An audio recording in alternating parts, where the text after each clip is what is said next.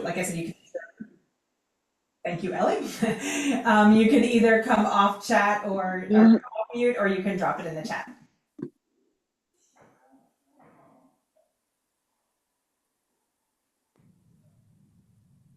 I'll go. Okay. Hi, everybody. If you can hear me or see me, still got some young people in the background, so sorry about that noise.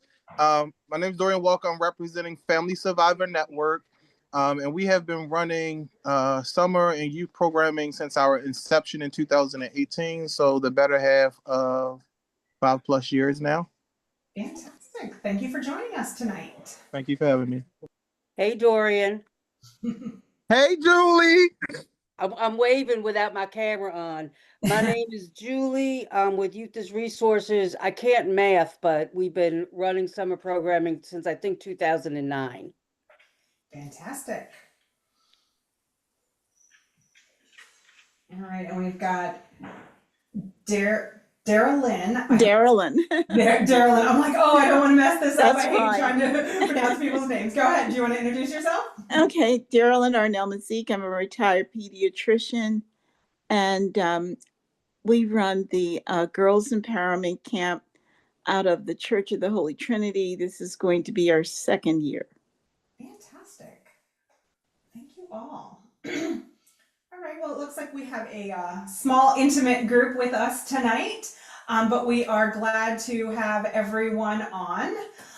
So just some quick introductions from us. My name is Crystal Snyder. I am the Learning Coordinator with the Maryland Out of School Time Network, and Ellie is my co-presenter tonight. Hi, everyone. I'm Ellie Mitchell. I am the director of the MOST Network. Been here since 2009, same vintage as Julie. We're super excited to provide support for you all during the Summer Funding Collaborative. We've been doing this since the very beginning. We know the ins and outs of the RFP, and we're gonna hopefully give you some strategies to help you with the proposal tonight. So thanks for being here.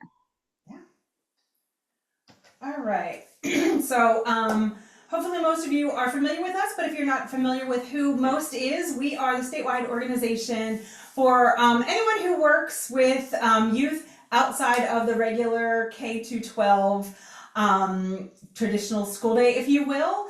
And we just advocate for more and better after school programming so that all children across the state of Maryland can access after school and summer learning if they so choose. Ellie dropped in the chat our website and our link tree. Our link tree has links to all kinds of great stuff that's going on. We keep it updated as much as we possibly can. So if you were looking for any of our events or anything like that, that is the place to go. You can also through our link tree and also on our website, you can subscribe to our newsletter, and we chock that full about every 2 weeks, full of all the great programming resources, curriculum maybe, upcoming events, professional development opportunities, grant opportunities, anything we can find that would help you all who are out there, boots on the ground, running these programs and everything. So it's really a good resource for all kinds of new information and everything. So let's start with some proposal therapy. So again, you can either drop it in the chat or you can come off mute and let us know what is kind of the most stressful part of this. What has you kind of most worried or most concerned about writing this grant?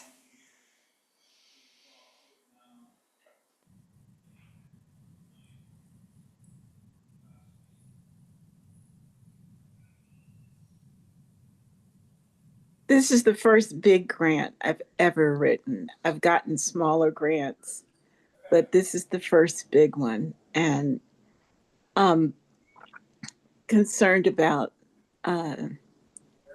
language, words, buzzwords, etc.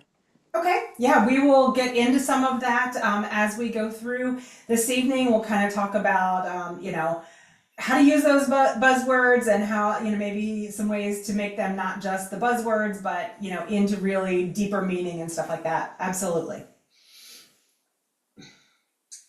Anybody else want to share some of their concerns about writing the proposal? I'll go. Yeah, go ahead. Getting Dorian here. I'm looking to learn like how to display like our like joint work with other partners, like how to elevate that. Like we work with partners that's been funded, others who aren't funded, like, and we want to like, be able to like tell that story so people can see like the work we're doing is real, like it has like connections and impact. Absolutely. Yeah, we will get into that's going to be that telling your story portion of the grant is really kind of what we're going to focus on tonight and everything. So, yep, we will hopefully answer all your questions. And just so you all know, as we're going through, please feel free to, drop something in the chat, come off mute, just, interrupt us if you need to. If you've got questions, we want to make this really a, conversation as much as not just like listening to, to us all evening and everything. Welcome, Shauna. We're glad to have you here. Hi, good evening. We are just doing a quick, kind of chance to share any concerns that you have about the grant proposal or anything. We're doing a little therapy before we get into the meat and the potatoes. So if you have anything that is concerning you or anything like that, you can either pop it in the chat or you can come off mute and let us know. All right, thank you. Nothing at this moment. Okay, fantastic. All right. Well, if nobody has anything else, we'll go ahead and jump right in. So, we really want to, talk tonight a little bit about what will make your proposal really stand out. And kind of, the biggest thing that we can think of is really just writing from your heart. This grant is really your chance to tell the funders exactly what you are doing, why this program is, important, how it impacts the Baltimore community and everything. And, we want to make sure that you're getting that personal touch in there and you're really writing, from the heart. So things we'll talk about tonight, we'll talk a little bit about the challenges you face. This is a competitive proposal. This is a competitive grant and everything. So we'll kind of give you some numbers, some stats and everything. Then we're going to talk about some strategies to help you with writing and telling your story and making your proposal stand out. Then we'll talk to you about our other technical assistance opportunities that we have, and then we'll have time for questions, and we'll get you a quick survey so that you can let us know kind of how we are doing with the TA sessions. So let's sort of jump right in. Like we said, it is a really competitive grant proposal, and there's a lot of programs out there, and a limited amount of money and everything. So let's kind of look at the statistics. These are from the 2025's summer that they went through the proposals last year. So in 2025, the SFC received 250 applications for funding, asking for $16.7 million. Of those 250, 75 programs were funded. So it's competitive. And of those 75 programs, though, 68 were fully funded. So, the chances of, if you get the funding, getting, everything that you're asking for, are pretty high. But the chances of receiving that funding are not. So tonight we're going to really try and help you get to the point where your proposal stands out. So in total, they awarded $4.5 million after the second wave of funding. So they had the first wave of funding that was about $2.5 million.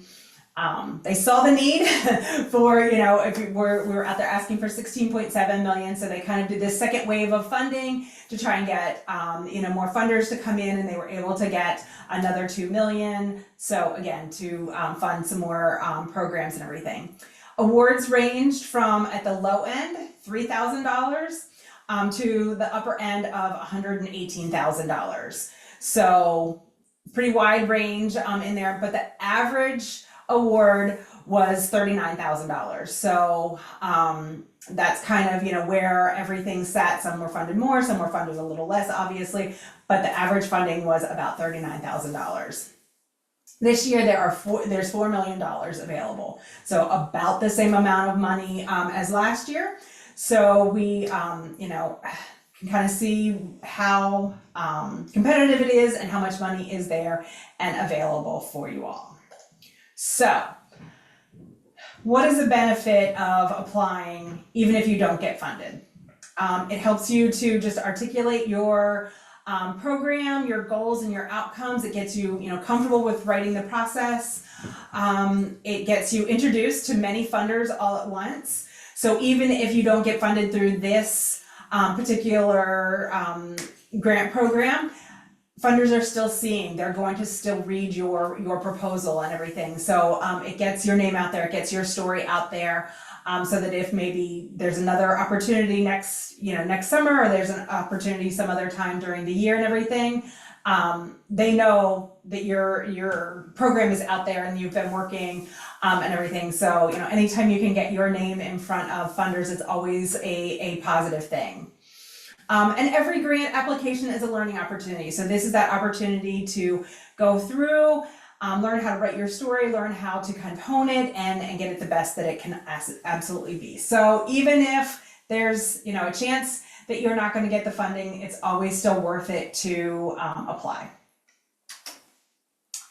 So all applications, kind of say the same thing. Our program is great because we provide food and we do academic enrichment and we do STEM and health and wellness, for the people in our community. This is what the reviewers, if they all sound the same, it all gets a bit repetitive for them. So when your proposal hits their desk, we want them to see the jazz hands. We want your proposal to sparkle and to stand out. So hopefully tonight we will be able to help you kind of add those jazz hands to your grant proposal. So we have a few strategies, a few tips for how you can get to that part. So we want you to use your time wisely.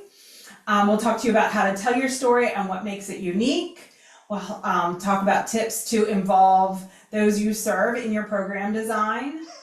We will help you define what success means to you. And Ellie will get into some tips and tricks for the budget and everything. We know our last session that we had with this budget was sort of a big concern for everyone. So we'll kind of talk about some ways to really make your budget, all the numbers add up, make it match the program narrative and everything. And we'll just talk to you about, making sure that we're following all of the directions and everything to the letter as they're asking for it. Does anybody have any questions or anything before I jump into that first strategy? I do. Yeah. Part of the previous process, when you would get evaluated by the community review, you got this scoring rubric, but then also in your feedback, it shared whether or not it was reviewed by funders. And so I'm wondering if you can kind of like contextualize for us, like, what do you mean in the process between like it being written in a review that the funders actually didn't review it, but then saying that funders may actually get to see you? Like how does that actually show up? Well, because can I take this? There's no community review process this year. So it will only be the funders reviewing you. Okay. Yep. So Yeah, as long as your proposal. So let me just say this though, the funders can pick and choose who they look at. So some funders may not pick up your application Got it. for a number of reasons. Maybe they only fund older youth and you serve only younger youth, or maybe they fund certain geographic areas and your program is not in that geographic area. So they're going to get a lot of information about your proposals. They may not read all 250 proposals that come in, right? That they're going to pick the ones that their priorities, etc. But there is no community review this time, and that is why there is no rubric this time. Although we'll make a plug for our trainings later this week, that we are going to kind of help you think through what a rubric might work for you in terms of helping you design your program in a way that will appeal to the funders through your program quality. Thank you. I And understand. you will also not get feedback this year. Okay. Okay. I can see the switch off. If the funders are reviewing it, then I can see. I can understand. Thank you. Yeah, not our decisions. We don't get to make these decisions. We're just here to share the information with you. Yes, this is going to be a different year than prior years.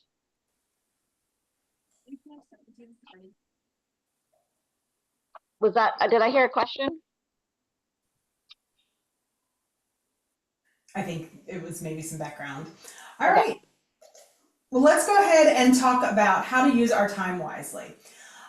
So there's a few more documents to pull together this year than in past and everything. So we really just want to think about like getting everything organized.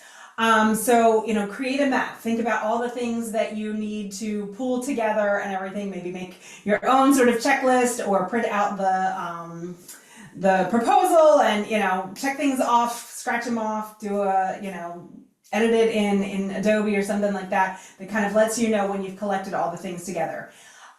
You really want to create a folder to keep all of your attachments in, on your desktop or something like that, stands out and everything. The portal that they're using this year is different than last year's portal.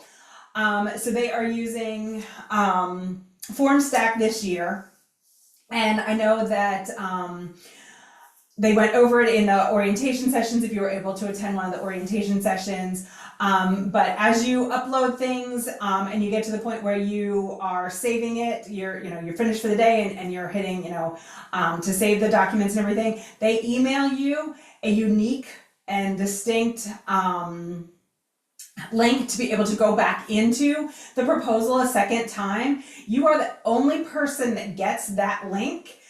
They don't keep it at like FormStack headquarters or anything like that. There's not a help desk that you can call for that. So make sure that you are saving that email. Sometimes it goes into your spam folder.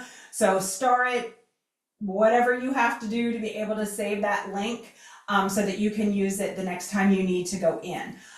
It may be a best practice to wait until you have kind of everything together and are ready to upload before you start to go in and upload. That way you're not going in and out and having all these links and which one was the last one that I used and things like that. So just kind of to keep it a little bit more streamlined, kind of collect everything that's in there, which is why they give you that PDF copy of the RFP. Keep all copies of your work, keep everything backed up. Obviously the narrative is a little bit different this year. Instead of answering the questions directly in the portal like they've done in the past, they're going to ask you to upload the 3-page document and everything, so it'll already be a document. But just make sure that you're backing everything up so that technology does not fail you on the day that you are ready to upload everything into the portal. And also, if you are taking advantage of our one-on-one technical assistance sessions that we have, we ask that you just email us a copy of however rough of a draft that you have at the beginning. Email that to us before your technical assistance session, and then we will be able to review it and give you some really personalized feedback for those sessions and everything. So just kind of keep all that together. write as you can, solve those problems. If things are, easy to check off the list, check them off.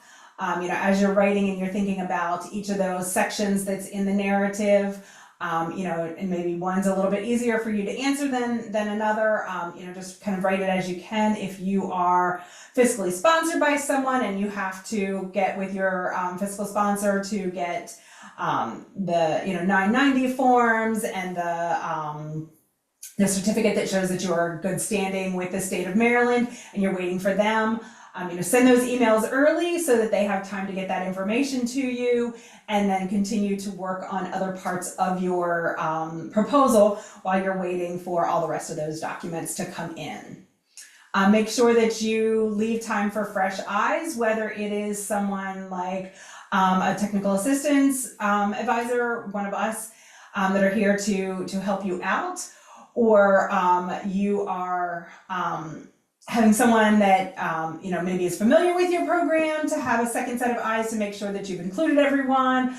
It's always great to have someone who maybe doesn't know anything about your program to be able to take a look at it so that they can say, well, what do you mean by, and explain to me a little bit more about this, so that you can really kind of get that fresh perspective of someone who really doesn't know much about your program.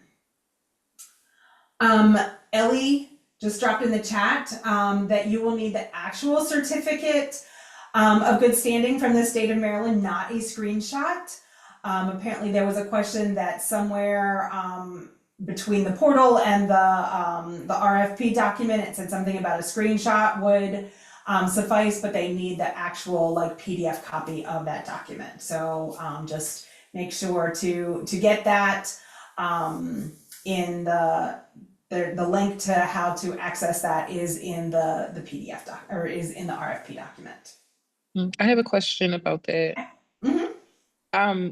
Could you provide, when you say a actual copy, does that mean that you have to order one specifically from the state of Maryland? I guess more context on, so a new one, what if you've already ordered one and it has the actual recording date on it from previous years? Do you have to pay to order another one? Okay. Ellie, you're on mute. Oh yeah, she's muted. Sorry, it has to be, I'll read the exact answer so that I'm saying it accurately. It has to have been,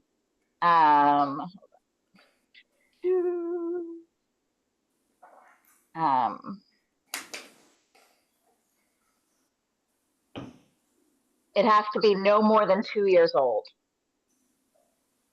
Okay. And uploaded as a PDF. Okay. All right, any more questions before we move on? Thank you, that was a great question, Shauna. All right, so we've got a short amount of time and everything. It was 30 days from the day that the proposals were released to the due date. So just make sure that you're really using your time wisely. This week is the week to attend the TA sessions. We have this session tonight, and then on Thursday, and we'll kind of get a little bit more into it. We also have our designing and describing a quality program TA sessions. So go to those TA sessions, start to really get your documents together and everything. Next week is a short week. So really try and maybe see by Monday or Tuesday if you can get some people to maybe proofread it over the holidays and everything, and then come back and the following Monday is December the 1st, which November just flew by quickly. So have it ready to go. Be that week of December the 1st is getting those final eyes, kind of everything together. Don't forget that Ellie dropped in the chat, this is a good time to get your technical questions. So if you have any technical questions, if you're having trouble with the portal, you're not sure about eligibility or anything like that, get those technical questions into Baltimore's Promise.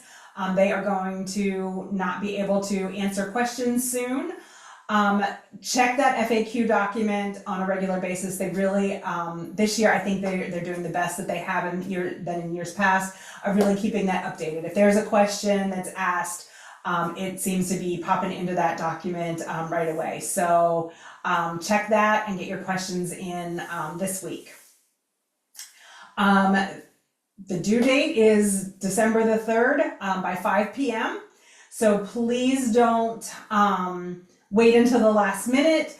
Technical things happen. Websites can, have glitches and stuff like that. And if, quite a few people are trying to access it all at 4:30 on Wednesday the 3rd, it might, get bogged down and everything. So if you can get it done early, get it turned in early, that is fantastic. But drop dead, they will not accept any late submissions, is December the 3rd at 5 p.m.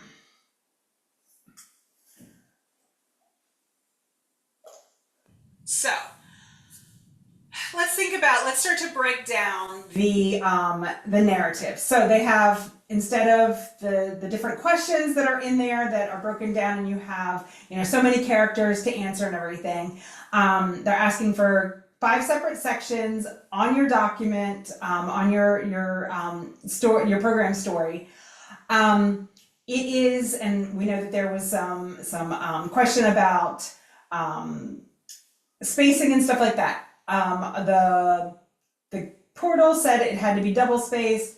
The RFP said single spaced. It is single spaced. We have verified that. We have it in writing. We verified it again today on our meeting that we had with the SFC team. So it is single space. So you have plenty of space in those 3. I believe it's 12 font and everything. So that is all in there, but 3 pages, single space. So section 1 is just asking you to tell about the program. This is your elevator pitch. Section 2 is talking about what do young people do. So a snapshot of what a day, a week, your program is going to actually look like. What are the young people in your program going to be touching and seeing and talking about and experiencing. Section 3 talks about who is your program for? Who is your target audience? Is it open to everyone in Baltimore City? Is it open to just boys or just girls? Is it open to, younger students, older students? So this is really where you're going to tell your story and talk about how you're going to make sure that everyone who wants to participate in your program can participate. So is it that, the funding that you are asking for is covering all program costs so that it is free for everyone to participate? Are you going to have maybe, some students can get free scholarships and others that can afford to pay have a fee for service? All of that in there. How are you going to make sure that everyone has access to your program? Section 4 is going to talk about youth voice and your providers' voices and your family's voices. So they are going to, this is where you're going to talk about, how did the youth help you design? How are you taking feedback? How are you using the feedback that is given, from years past? If this is your first year and you are just, on the ground floor and getting things started, how would you use feedback to help design, or how have you used an identified need in the community to design your program? And then section 5 is really that how do the funders know that they are going to get good quality for the funds that they are giving you? How are you going to define success? What kind of data are you going to be collecting? How are you supporting your staff? How are you training your staff that are there to make sure that they are giving good quality programming to the youth? How are you going to, what is your goal to say that youth in your program have been successful?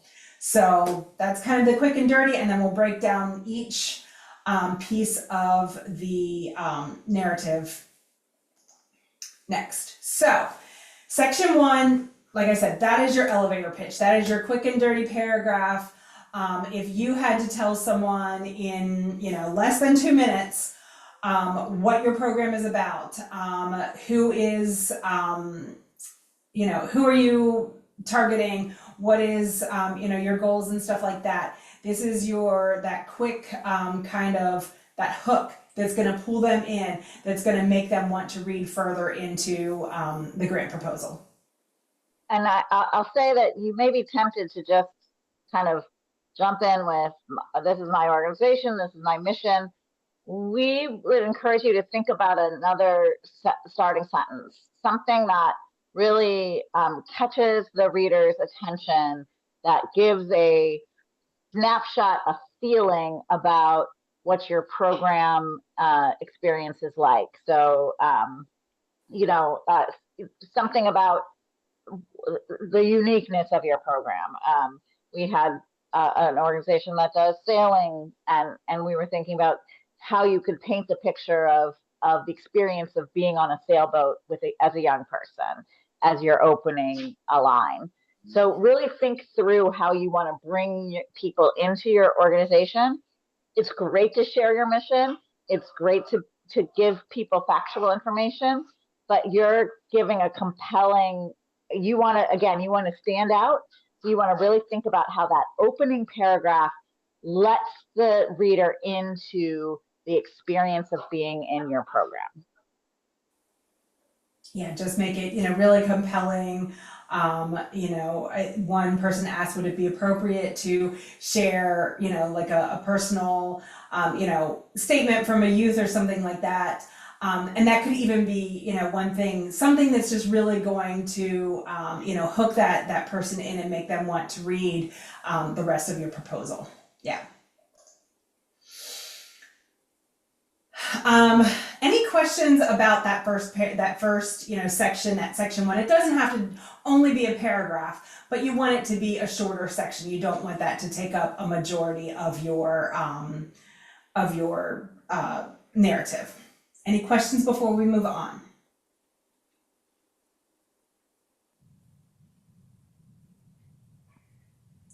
All right, so let's jump into section 2. Section 2 is asking, what do young people actually do in your program? So this is going to be sort of your companion to that schedule template that they have provided and asked that you fill out. So this is going to be that chance to, that template is a little bit small, and it's really going to be sort of that quick and dirty, what does a week look like, what does a typical week look like, or what does your best week look like? And I'll switch over to that in a second. And this is going to be that chance for you to put more words and sentences and things behind it. So, how is your program unique? Expand on that program schedule, and then what will your participants take away from the program. So let me stop sharing for a second, and I will switch over to the program template, and let me share this one back, just so that if you haven't taken a good look at it yet, that you can kind of see what it is. Okay, there we go. So this is kind of a what are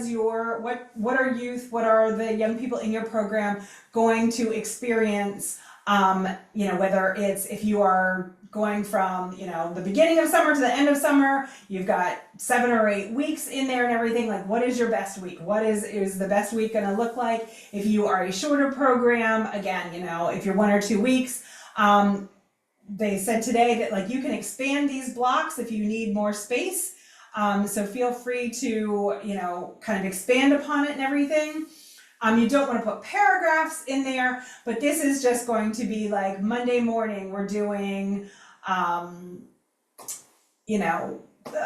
cooking or something like that, and they're going to cook a healthy breakfast.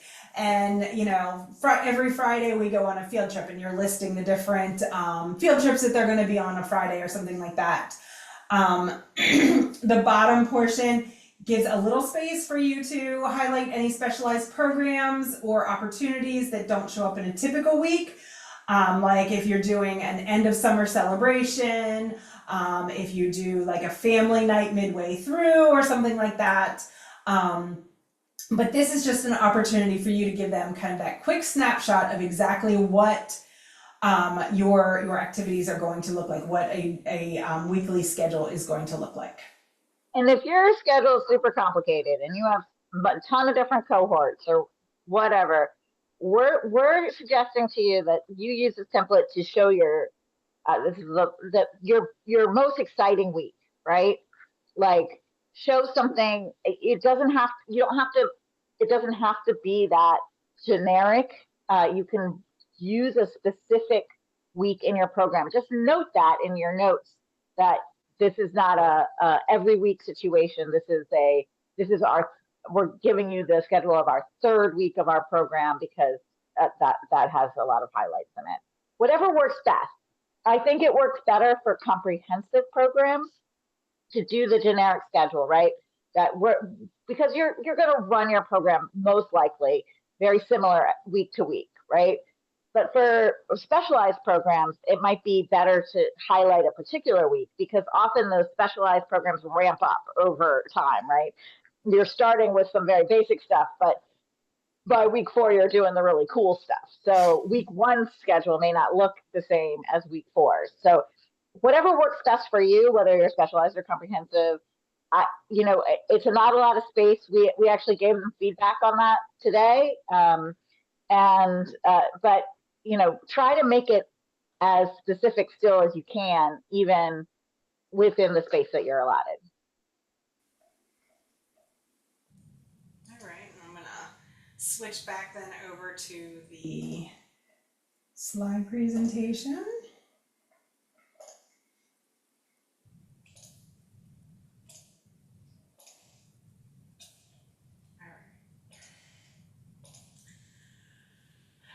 So you just want to talk, about like what are they going to take away from the program? What is going to be that thing that they are going to focus on that week? What are your goals for the young people participating in your camp this summer and everything? Any questions?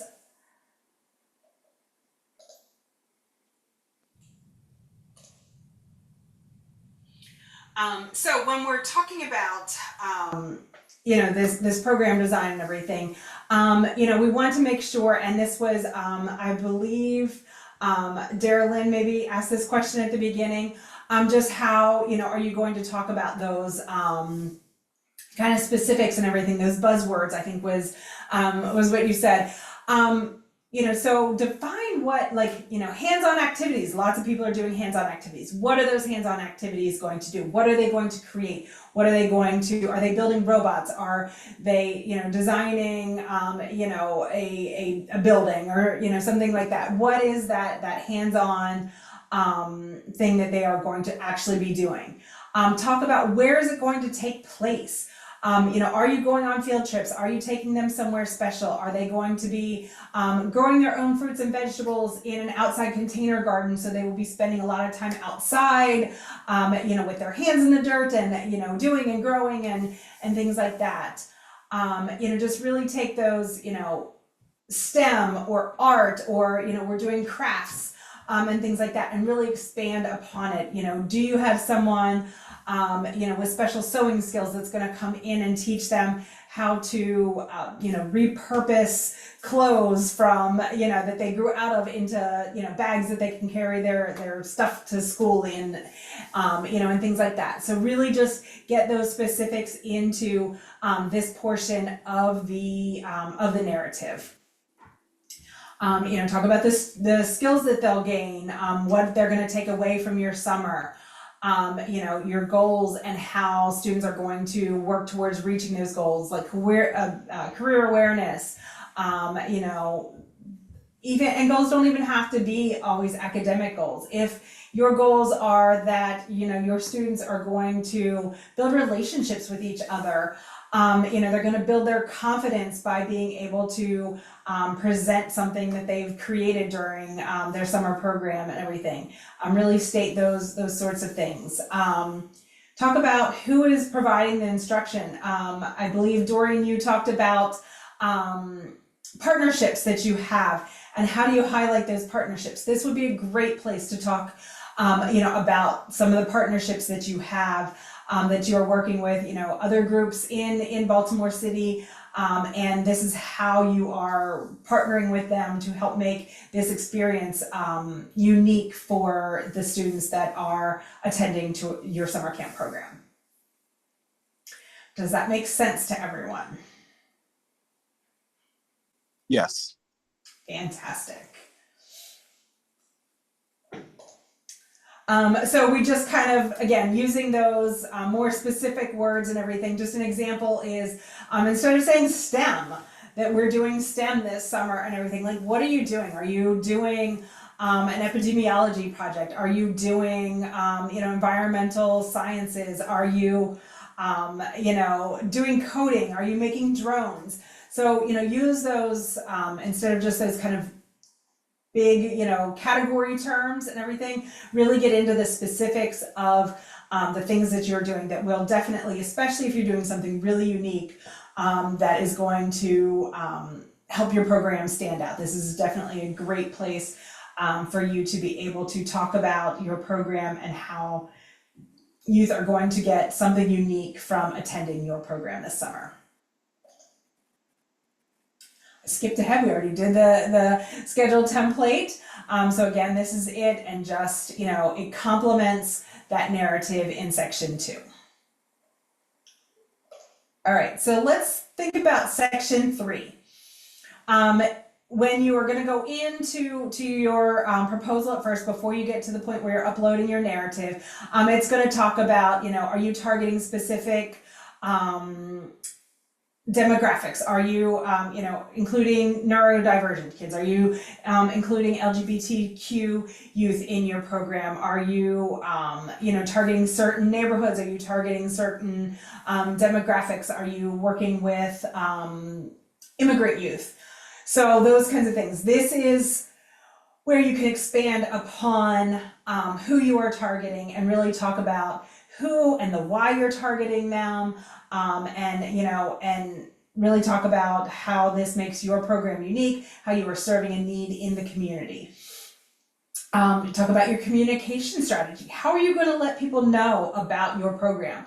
Are you just targeting youth from a specific school and you're going to go into that school, or you're going to send information home with families from that school?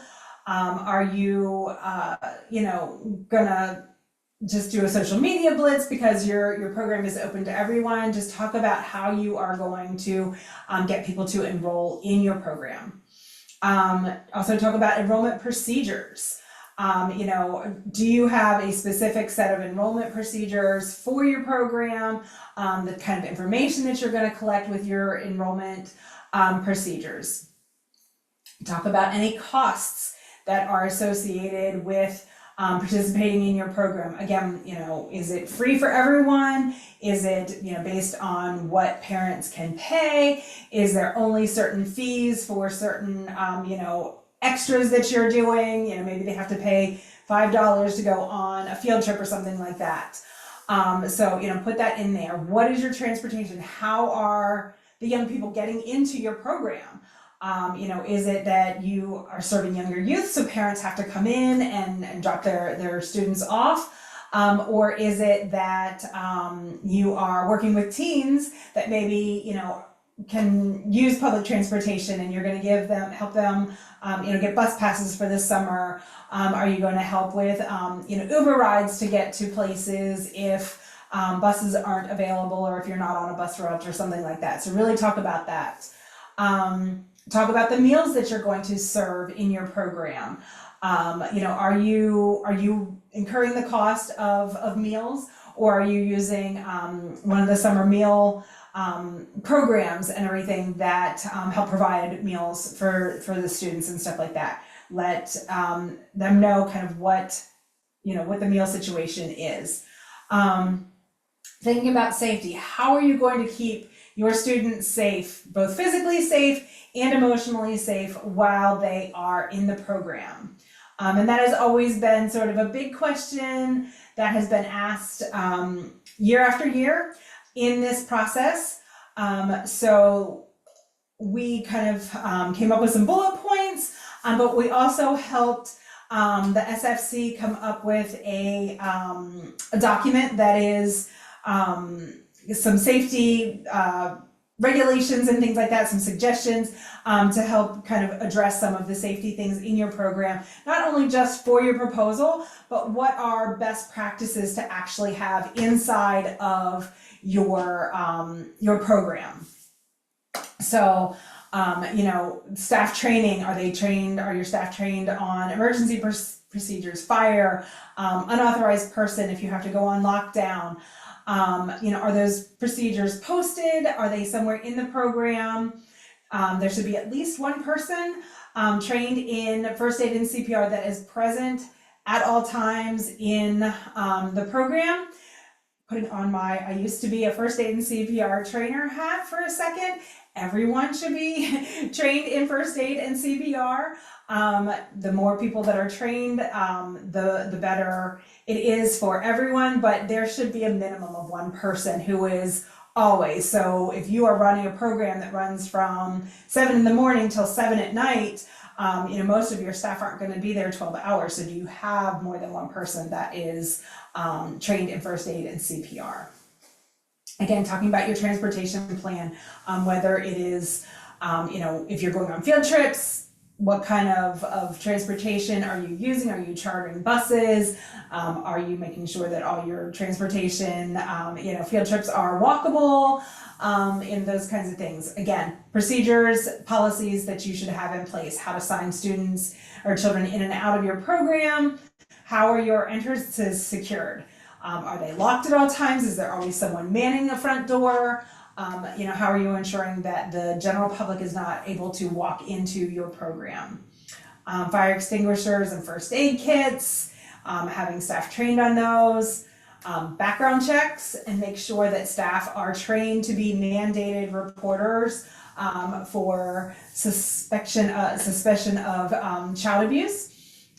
You know, that's definitely something that we need to make sure that staff are aware of what's going on, not only to keep themselves safe from allegations, to make sure that they are doing the right thing and that they aren't harming children, but also what to look for to help keep our children who are attending our program safe.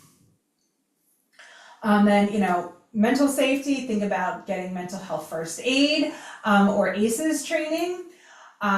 Definitely make sure that your staff have positive youth development training. They know where resources and referrals are in the community. If a family is struggling or a child is struggling, how they can help get them to resources. Make sure that no staff are ever alone one-on-one with children. There should always be, you know, a group of people around, you know, best practices, a second adult always in the room, just to make sure that children are safe. You know, are your staff trained in trauma-informed care and restorative practices? Do you have policies on staff and youth interaction? You know, cell phone, whether it's, you know, contacting students by text message or social media or something like that. Are there policies set in place to help keep the children safe? You know, are your staff trained in bullying and building communities and bully prevention? And again, trained in child abuse prevention. There is a document, let me stop again and we'll open that document, that they have put in the document resources Google folder that talks about safety. I'm sorry.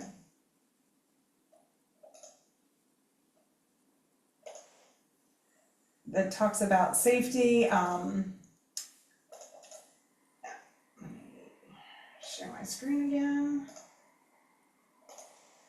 So there is the safety one pager, which has a lot of really good guidelines and procedures in there, gives all the resources where we found a lot of these regulations and everything. Most are either best practices or state of Maryland regulations. And then there's also, we did a sample weekly checklist of just things to walk through your building to make sure that your building or your activity space is physically secure, is physically safe every single day. So this is more making sure that students aren't really going to be harmed when they are in your program. So, you know, are areas clean? Are they free of hazards? Do the toilets and the sinks work every day? You know, are the lights operational? Are there phones that are operational? You know, all those kinds of things. Is it clean? Is it, are the furniture with drawers and doors and shelves, are they attached to the walls to make sure that there isn't a tipping hazard? Evacuation maps, first aid kits, all those kinds of things. So this is just a great thing to go through that you can check each day and just check and make sure that you have them. It's fully customizable. So a lot of this may not relate to your programs, just depending on where your space is and the things that are going on in your program. But it's definitely a good starting place to be able to think about your own kind of checklist to be able to keep students safe. Darlene, I see you dropped a question in the chat. Where would you contract for positive youth development training? We actually have a positive youth development training that we can do. We also have our Maryland Youth Development Institute, which is our online training platform that can do a lot of, that has a lot of those trainings. There's a child abuse prevention training. It wouldn't have reporting procedures because it was developed as a generic training that could be used anywhere, you know, across the United States. But it definitely talks about how to kind of identify some of the signs and things like that. So we have quite a few trainings and everything. We will drop information off in the chat, and after this training is over, we will also send you an email with the recording. We will send you all the slides and everything that we used tonight, and then, you know, we'll put links to our trainings that are available also for that. Great question, thank you. All right, let's switch back to.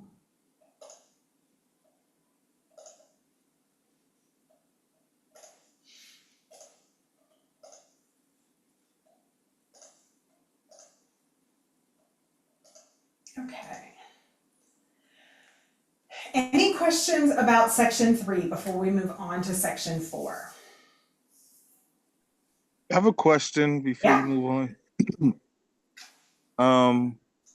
I have two questions, but I'll just do my first one. You gave us a lot of context, but there are certain questions on the actual RFP that seem very, for lack of a better phrase, very close-ended. Like they may be multiple choice, or they may be just this or that. Like, would you recommend we just simply follow like our conscious and the instructions on the RFP, or are you also saying that it may give weight and value to add a little context to those sections as well?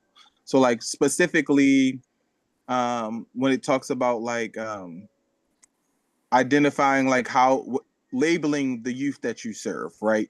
Like it gives a bullet of like specific identifiers, but then you also gave some context that are others and we may resonate with. Like, how would you go about tackling questions like that?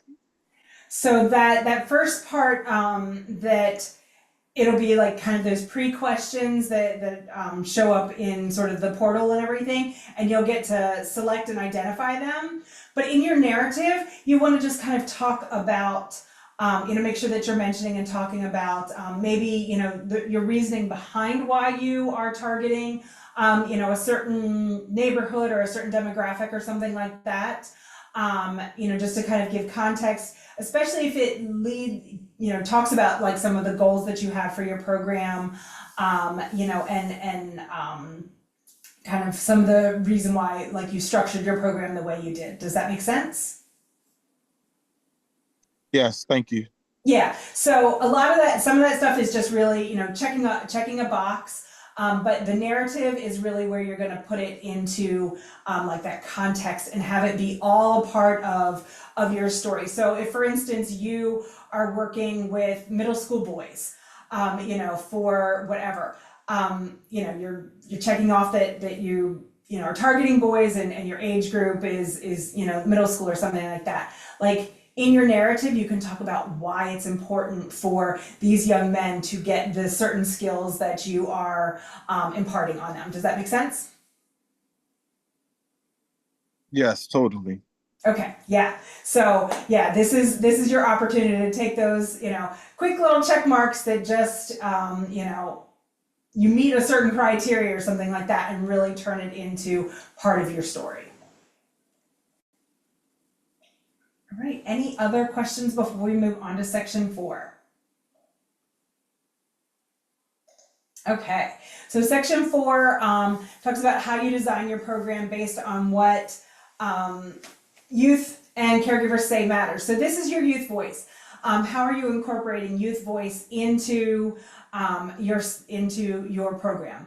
Are you taking feedback from years past, or maybe from your fall program or something like that? Are the youth that maybe in your program right now or that you have contact with right now, are they helping you design your summer camp program? Did you do an evaluation? If this is not your first year, this is your second or third year, did you do an evaluation at the end of the summer last year? And based on the feedback given, are you making changes? How are your staff helping you design your program? The staff that are, boots on the ground and that are right there in front of your students every day. How are they giving their feedback and their input into how to design the program? So this really just kind of gives that, talks about how you obtain that feedback, how you obtain that voice, and then how you use that voice in your continuous quality improvement.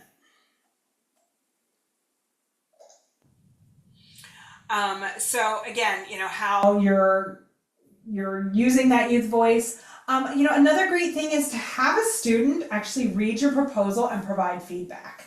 Have you stressed what is really important to them in the program and everything? Again, them kind of giving you a little bit of feedback on your proposal is also a great way to make sure that you're using, their voice and you've really highlighted the things that are important to them about your program. All right, and then that final section, that section 5, is really the, how are funders going to know that they are getting value for the funding that they are, going to give to you and everything. Because, nobody wants to frivolously give out, funding and everything. They want to make sure that they're getting a good value, that this is a good program. So, talk about what your program goals are and how you're going to measure those goals. Talk about what success looks like. What does a successful student who is, who has completed a summer in your program, what are they going to look like? Are they, more confident in their speaking skills? Have they, built a robot and been able to present a program about building robots or something like that? So this is really kind of that goal. If you have data from last year or years past, this is a good place to say that you've built your program for the last 4 years, and every year you have greater attendance. This is where you kind of talk a little bit about the data from feedback that you've received. So 98% of the families surveyed at the end of the program gave us 5 stars. Those sorts of things, to really just kind of talk about the data that you've gotten and how those funders are going to know that this is going to be a successful program. And if you are just starting out and everything, talk about what you're going to, what your goals are and how you're working this summer to achieve them. How you found it, how you figured out why you were going to start this program. That you saw a need in the community. That students are struggling with skills and everything with life skills and stuff like that. So you're teaching a life skills camp this summer. So those kinds of things, you really just want to talk about, what value is going to come from the funding received from the SFC. Any questions about section 4 or 5 before we get ready to jump into budget, which is coming up next? Oh, sorry, I forgot about staff. Section 5, you also want to describe who your staff are. Do they represent the children and families in your program? How are you supporting staff? How are you giving them appropriate training and support? Are you using volunteers? This is another place to talk about community partners in here again, so you can kind of mention them in, I think it was section 2, and then talk about a little bit more about the actual people that are going to be your community partners. In section 3, are you using YouthWorks? Are you having older teens that are your staff? This is really a place, again, to describe who is going to be a part of your program. All right, now the budget. I'm going to let Ellie take over. All right, you can give me the next slide. Okay, so I think this budget's a little unique, the way they set this up.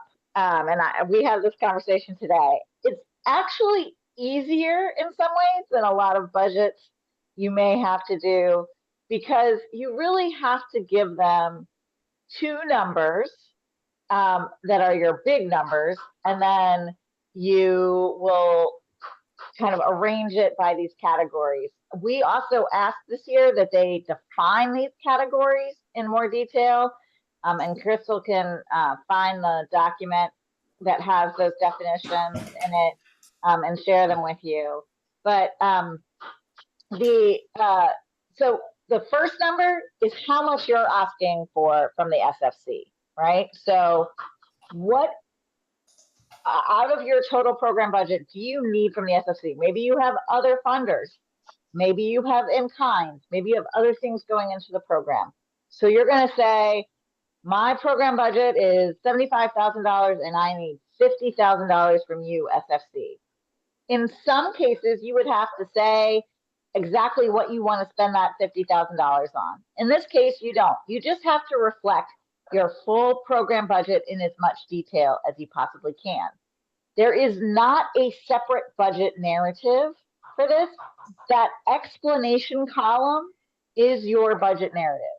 That is where you are going to give all the details. So if you're talking about staffing, you have 4 staff that are at $20 an hour for 20 hours a week for 8 weeks. That's going to go in that explanation column. And the full number of your program cost is going to go in in the budget column. And again, you want to tell them, I'm asking SFC, I want $50,000 for you. My program is going to add up to $75,000. The budget template FAQ that she has up here, that is where it's going to help you understand what each of those categories are. We asked for this because people are always saying, well, what's actually a participant cost? What does that mean? And so participant costs are, as you see here, stipends. Like for instance, maybe if you're using YouthWorks, but you're paying the youth more because you're doing extra hours, that might be participant costs. Or maybe if you are providing meals or snacks that you're not getting through the summer meals program. These are, so again, we hope that you would go through these different expense categories so you really know where things lie, but use that detail comment, that explanation column in the budget template to really provide that detail. Those things can expand. Those boxes can expand. They don't have to be that little box. You can have that text wrap. So give all the detail you possibly can within each category. And again, we want to make sure that you're putting in that number. What are you asking for from the SFC? Again, one of the big questions we get asked is, well, how much should I ask for? Well, I don't know how much you should ask for exactly. You should ask for what you need. But remember the parameters that we gave you at the beginning in terms of what the average grant was, what the highest grant was, what the lowest grant was. You want to make sure that you're in the range, right? And I will say that those higher grant amounts, those 100K and above grants, those are usually fairly large comprehensive programs. So you have to really right size your proposal, right size your budget. Make sure that if you talk about field trips in your narrative, you're explaining where field trips are in your budget. Because if I see field trips in your narrative and I don't see them in your budget, or you don't tell me that you have field trips in kind, I'm gonna be like, how are these field trips are gonna happen? So that is, I recommend people go through your budget, make sure that anything that you referenced in your narrative that would have a cost associated with it is clearly defined in your budget, or that you have explained what your in-kind gifts are. One other thing to say is that in that lax section 5, you can also include some information about your sustainability. If you have other grants already that are committed, or if you're planning to apply for other grant opportunities, because we know this isn't the only one, you may not have found out yet. Maybe you applied to BCYF, maybe you're going to apply to another one. Explain that in that section if you can, because that will give your program more viability. So if anybody has any questions about the budget, please feel free to, I'm happy to answer to the best I can, or send that question to the FAQ line at Baltimore's Promise, because again, this is an iterative process. We're learning with them as trying to improve. Like I said, these budget category definitions are a big improvement over not having them. So hopefully they're helpful to you, and hopefully you can, like I said, once you get into the mindset of this budget template, it's actually the easiest budget template you'll ever fill out. The explanation to your narrative, your amounts are in the other column, and then you're just totaling your budget. And you don't have to say which items the SFC is paying for and which ones they are. I have a question. Yep. Yeah, so is there any preference given to applications that impact more students? Like if you know that you work in small project-based cohorts of 12, but you still need $50,000 to run your quality program. Like, how is that evaluated or analyzed? Yeah, that's a good question. So they did say during the info session that there is going to be a slant this year towards comprehensive programs. Comprehensive programs tend to be more large scale, and they tend to be more, so they tend to have those economies of scale. And I'm guessing that's because they're trying to reach more kids, because this previous summer, we were down in the number of seats available for summer programs. So higher cost per youth programs may be less competitive in some ways, but they may be more competitive to certain funders depending on the funder's interest. So specialty programs, older youth programs cost more. They cost more per kid no matter what. But there are funders whose priority is older youth programs. So I would say my best advice to you is budget as accurately and reflect your budget as carefully as you can, and ask for what you need in order to run your program. There are some programs that are so unique in the ecosystem that the way that they run just costs a little bit more, but that doesn't necessarily mean that you're not going to get funded. But I will say, they did say, and every year is different based off of the funders' priorities, but they did say there is a slant this year towards comprehensive programs. Okay, thank you. Julie, I see your hand up. Michelle, and I was just gonna suggest that, let's say you have a core of 12 that's doing something, if somewhere in the narrative you can reflect how many other young people that's impacting either that summer, so maybe they're not enrolled in your program, but once a week they go out and do X, Y, and Z, right? And those young people, learn from them, right? So if you could, Mhm. reflect on the core and then reflect on either how many young people they're impacting over the summer or project, longer term.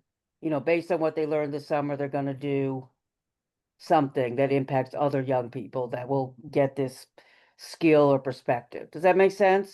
Yes, yes, like the beneficiaries, like account for Right. not So you just your might say core, this, but the beneficiaries as yeah. well. So start Okay. with a strong statement like this core of 12 or this mighty core of 12, right? Mhm. Potentially impacts 200 young people by whatever you can.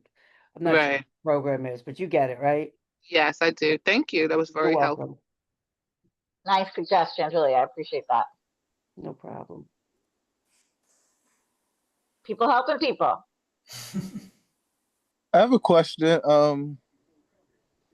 There was a discussion in the info session and just on the application about submitting separate applications if programming crosses age groups. Yes. Yeah.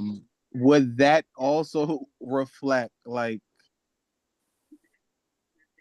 separate, that include the whole separate application with the whole separate budget? I guess I'm trying to understand. Describe your age groups and how they're differentiated in your program for me as best you can.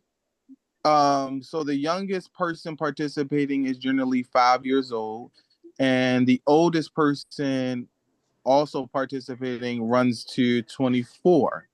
Um, they are there are like separate activities and groups, and but they're also like intergenerationally peering each other, like skills building.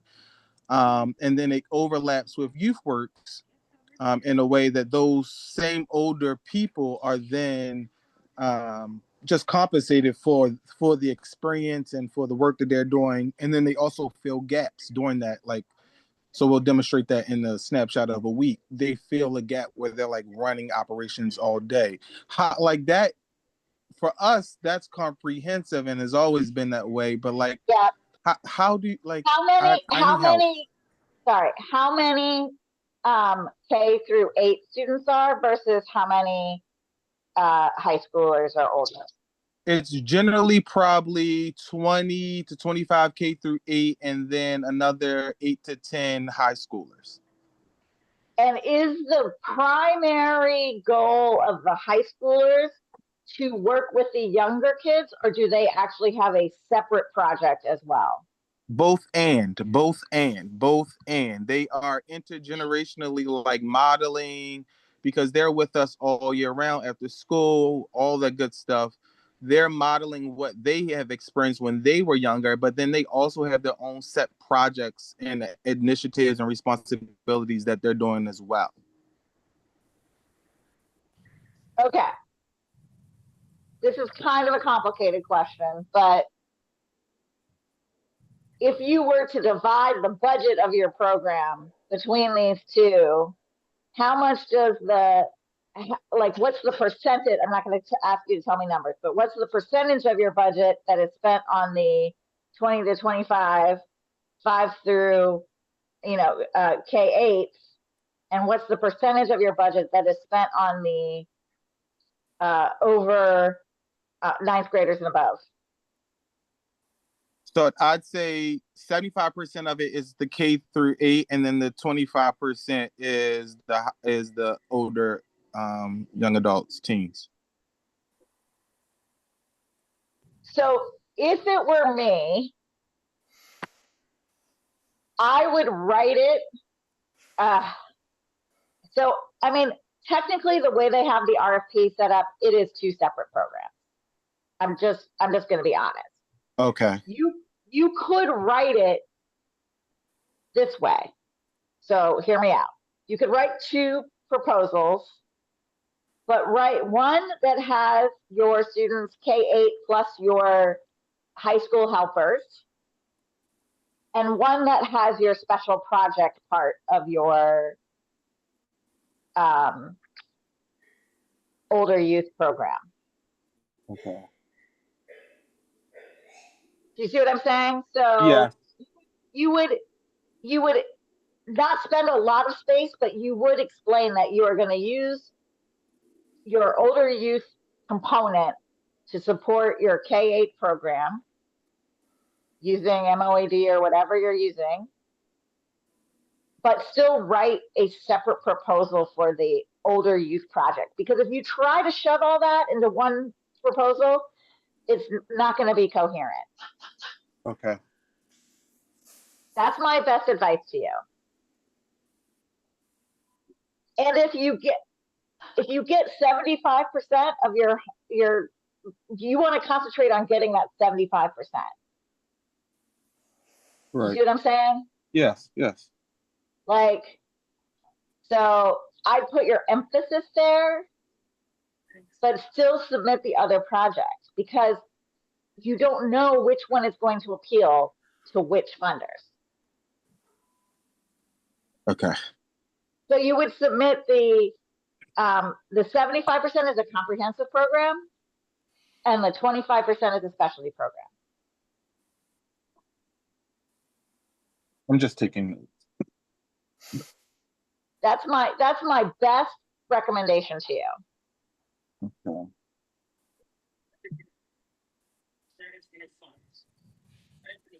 Yes, Shauna. Yes.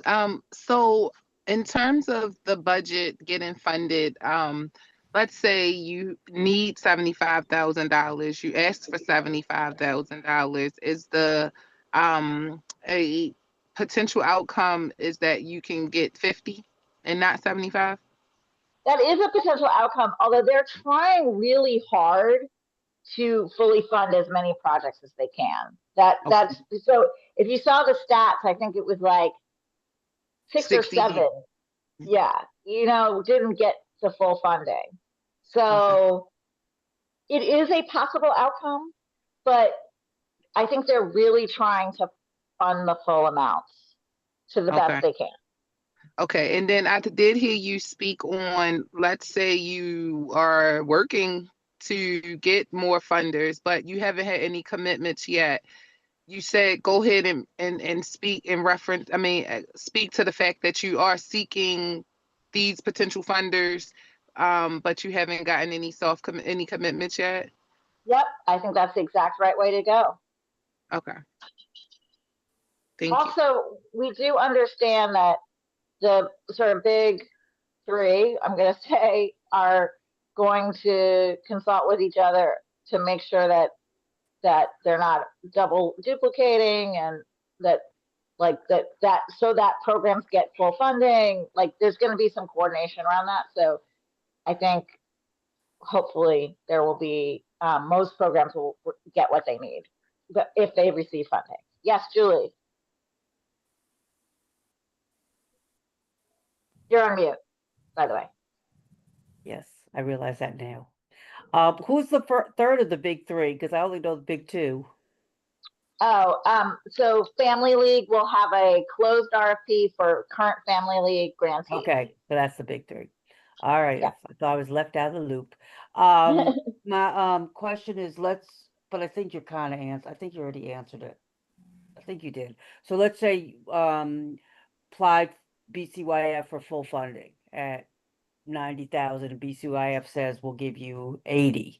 And then SFC also approves you for whatever you apply for there. Are you able to, like decline one of them for, you know what I'm saying? Can you fill in your, like, how would that work? I mean, so You want me to say it again? BCYF is so far ahead of the game that you will probably, they're going to come back to you first. And then, I think what I'm asking is, let's say, I don't think they're going to duplicate your funding is what I'm trying to tell you. I don't think if BCYF funds you at 80%, then Summer Funding Collaborative would probably come in for the other 20. They're not going to give you 100%. that's what I'm saying. Like, no, I didn't think say 100%, but let's say BCYF comes in for less. Because there's a lot of language in the BCYF Right, proposal we did. Right. You could still get the rest of your money from SFC. Right, but let's say you ask, but because we're applying at the same time, we're probably going to ask SFC for less because I think their top amount is less. Yeah. So we might take some things out that we really want. So anyway, I think you answered the question. We would be able to get. My understanding is that the funders are going to try to coordinate so that they do not duplicate. Like they don't double fund programs, but they also are going to coordinate so that programs get the full amount of funding that they need. Does that make sense? Yeah, because BCYF, when I asked that question, said you would just decline one. Yeah, I think it might even, but like if you're only getting 80%, you don't want to decline your other 20%, right? No, no, we don't. Oh, there you go. I would. So, and you're gonna, when you submit your budget, Julie, you're gonna submit your whole budget. You can ask the SFC for whatever you want, but make sure the whole budgets are matching between the two proposals, right? Right. We could do that, and then, yup. I really wish you all just had the same application. Not my above my pay grade. Yeah. So what were you asking? The top, what's the top amount? I'm full disclosure, I've barely looked at the SFC. What was the top amount? So they don't have a max or min, but last year their top amount was just over 100K. 118. No, I'm saying, what's the top amount you can ask for SFC? Is there a top amount? There's no min or max. Okay. That you can ask for. I'm just telling you that last year the max that they gave out was just under 120K.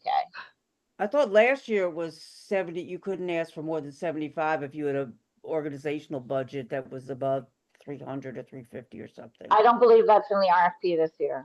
Okay. But I can double check on that.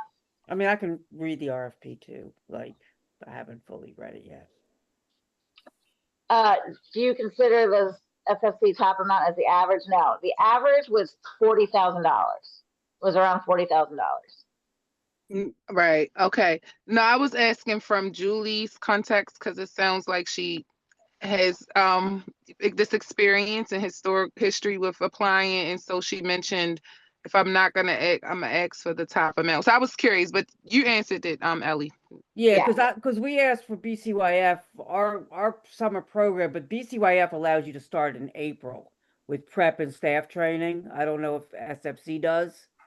So I mean, we were we started accruing expenses in April, in that proposal, through, I don't remember, whatever we consider to be the end of the summer evaluation and report. And it was like $90,000, which is more than we've ever asked for a summer program, but it was primarily because we started in April.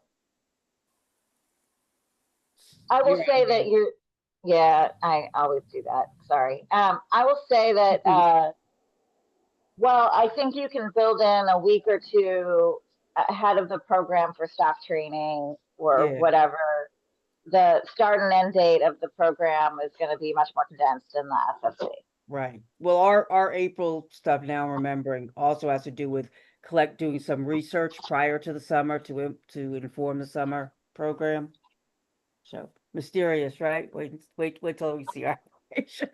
So yeah, that would be a question that you could give, a technical question, but like, what is the actual grant period? Yeah. It should be the because RFP.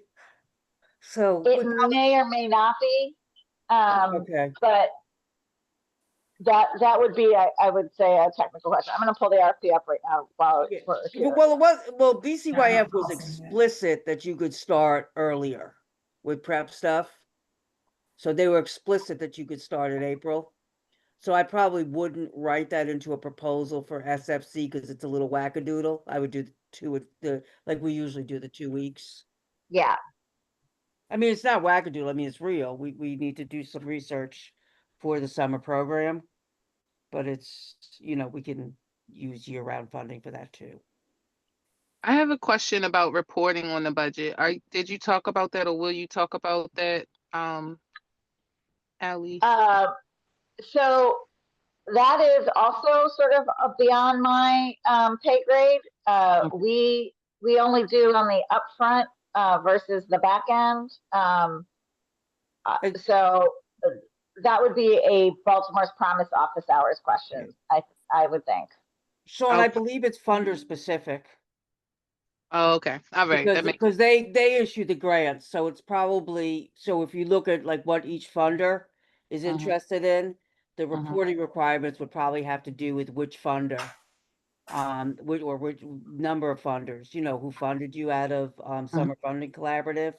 But if you're thinking like what I'm thinking, which is, look, if you got funded from Summer Funding Collaborative, we might decline BCYF because the reporting's a lot easier. Is that what you were thinking? Yeah. Well, I was just curious. No, I don't know. I'm all new to this, so I'm just curious as to what is the Yeah. reporting requirements. Yeah. And it sounds like every funder will have their, oh, what about payout? Like is it like what I'm trying to say is, will every funder have their own terms and conditions Yeah. on, like, it's reimbursable, or Yeah. you guys have the Yeah. money up Yeah, and Casey will be up front, probably. Family legal be reimbursable or partially reimbursable, maybe. It says for the receiving payment, each funder manages Yeah. it themselves. okay.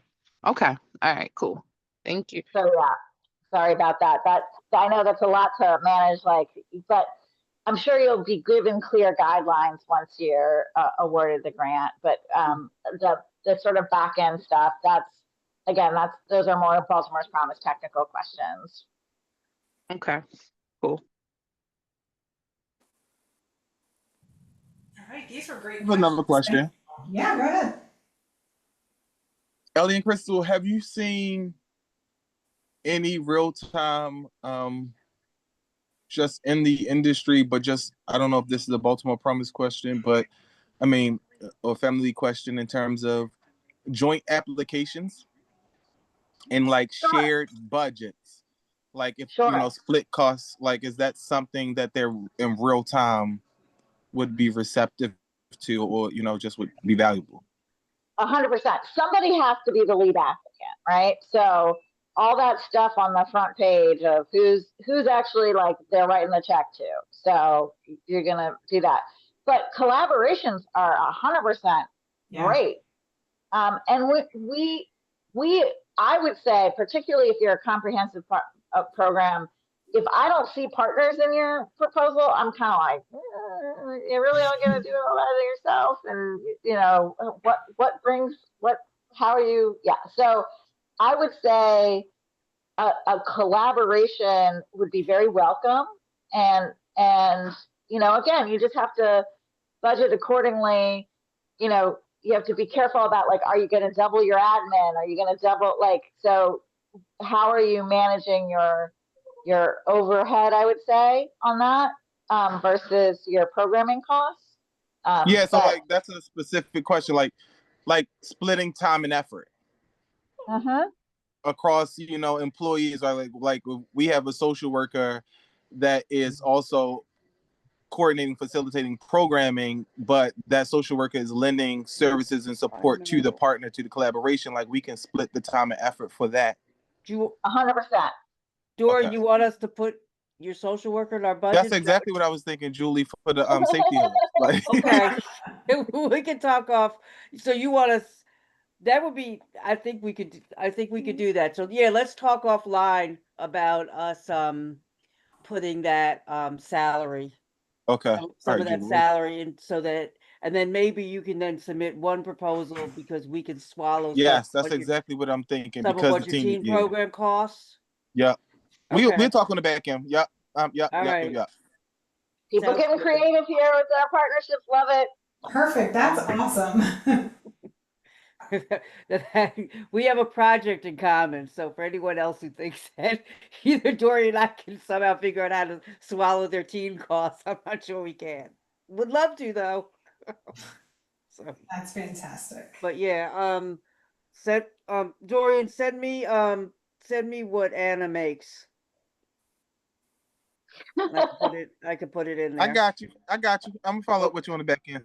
Okay. Thank you. All right. There aren't any more questions. Let's go ahead and, kind of getting towards the end and everything, wrap it up so that we can, everybody can get to their evenings. So just some basic, anytime you're writing any type of grant proposal and everything, just make sure you're following the directions like to the letter. You read everything first and kind of understand. You're asking questions. Go into that FAQ document. The Summer Funding Collaborative said today that they're probably not going to be able to answer a whole lot more really specific to your program kind of questions too much longer. But if you've got generalized questions, check the FAQ first, but definitely ask that question. They are going to put put the recording of the information session first. Our sessions are going to be up there and everything if you need to go back and look. Like I said, we will be sending out these slides and everything when we're done. So, but just, ask the questions, and then when you're writing, be yourself, use your own voice. It's great to use something like a chat GPT to kind of go through and check your grammar and everything, but don't let that, an AI program speak for you. Use your voice, speak from the heart, like we said at the very beginning, really speak from the heart. Don't try and guess what funders are looking for, but really put what you are going to be doing, how your program is benefiting your community. Ask for what you need to succeed. So don't think, oh, I'm asking for too much. Ask for what you need. You may not get it. Have those backups. Have a plan in case you only get partially funded and everything.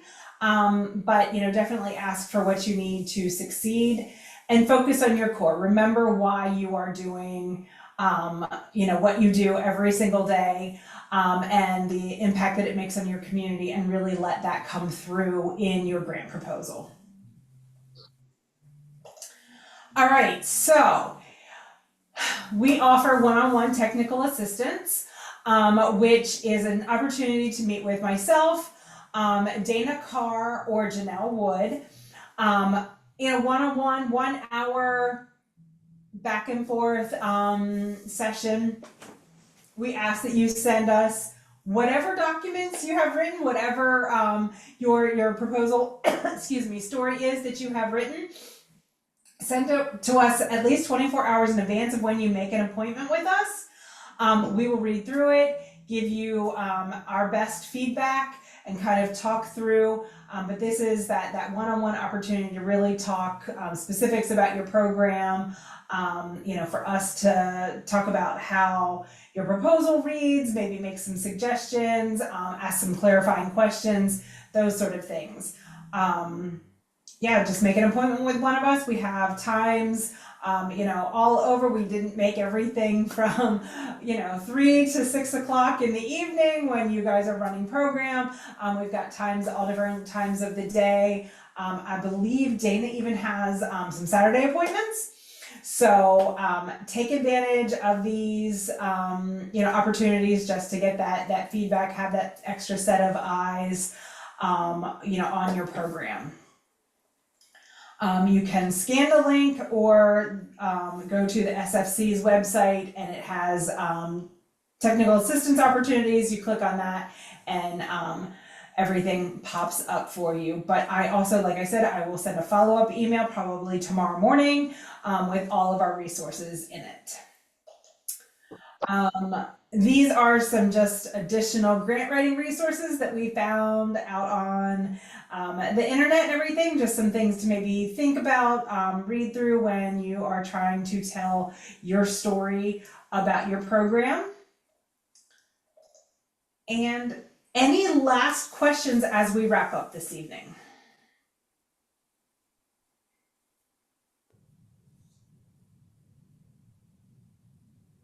All right. Fantastic. You guys were a great group. We had some really good discussions, some really thoughtful questions and everything. So thank you all for your participation tonight. If you can take a minute and let us know how we did with, there's some feedback and everything, just pop into this Google Doc. Let us know how the session went. And if you don't have time to do it tonight, again, I will send this link for you tomorrow. And we appreciate your time this evening and hope that maybe you will attend Thursday's session is designing and describing a quality program, a quality summer program. And since they have taken away the rubric that was used in the past, we kind of thought that maybe if we adopt the Weichert Center's summer youth quality program assessment tool, sort of as a rubric that really kind of shows quality and everything. So we'll kind of go through how to use that document, use that tool to help make sure that you're, number one, you're designing your program according to quality, and how that can give you some language to use to really portray what a quality program looks like. So we have an in-person session Thursday at 10 a.m. and we have a virtual session Thursday evening, same time, 6 to 7:30 here on Zoom. That same link that you can sign up for one-on-ones will also take you to register for either of those. Again, I'll send all those links and everything tomorrow in the follow-up email. Any last questions that I can answer for anyone before we wrap up this evening?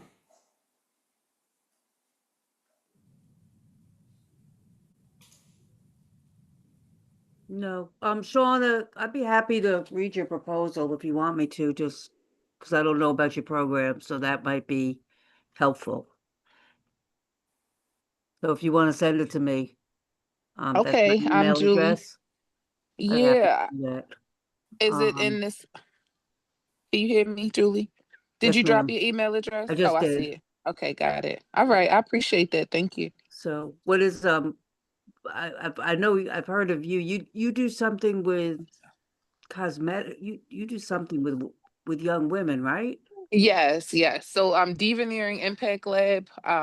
We expose women and girls to STEM and innovation through fashion, health, and beauty. So we're running a beauty tech program where we're bringing them in on our no heat dryer. The innovation of our no heat dryer spundle is a wig dryer, excuse me.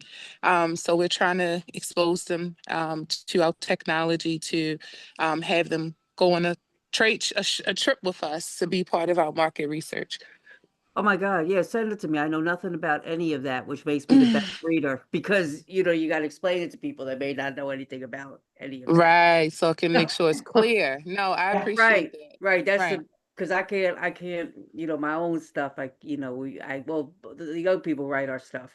But you get lost in the sauce. So yeah, send it to me. I'd love to read it. It sounds fascinating. Thank you. I You're will. welcome. Okay. All right, well, thank you all so much for coming this evening, and we hope to see you in some of the other TA sessions and, signing up for our one-on-ones. Thank you all so much. Have a great evening. Bye, everybody. Bye-bye. Good night. Thank you.